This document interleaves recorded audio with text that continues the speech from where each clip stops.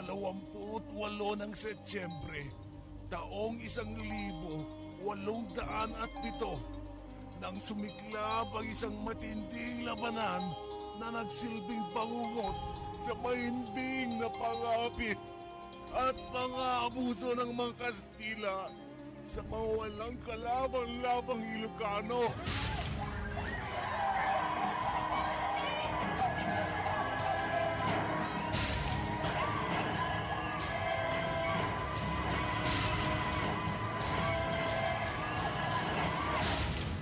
Bago pa man dumating ang mga Kastila, ang mga Ilocano ay likas na masisipag, matsatsaga, mapagmahal at nagtutulungan para sa kanilang simpleng pamumuhay. Ang tubo ay isa sa mga pangunahing ikinabubuhay ng mga Ilocano. Ito ay ang paggawa ng basi.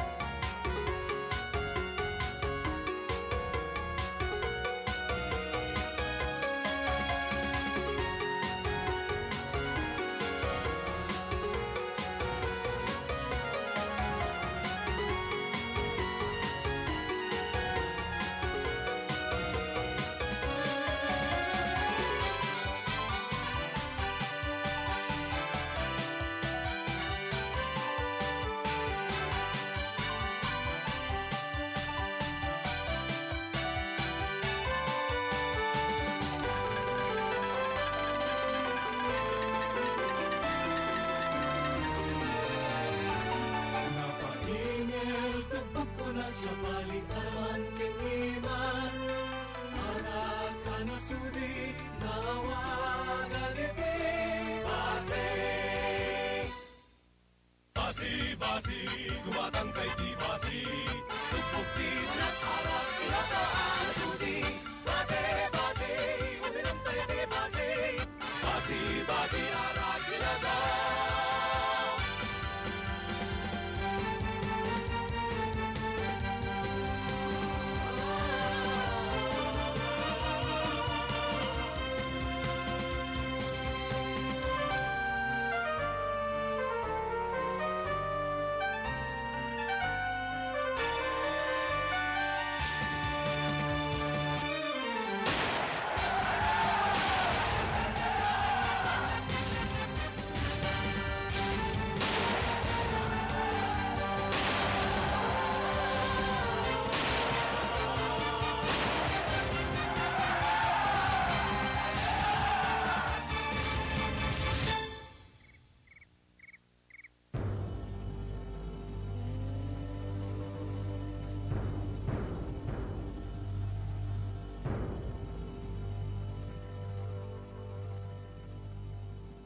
hindi nagtagumpay ang mga mandirigmang Ilocano para ipagtanggol ang kanilang mga karapatan laban sa mga mapangahas at mapang-abusong Kastila.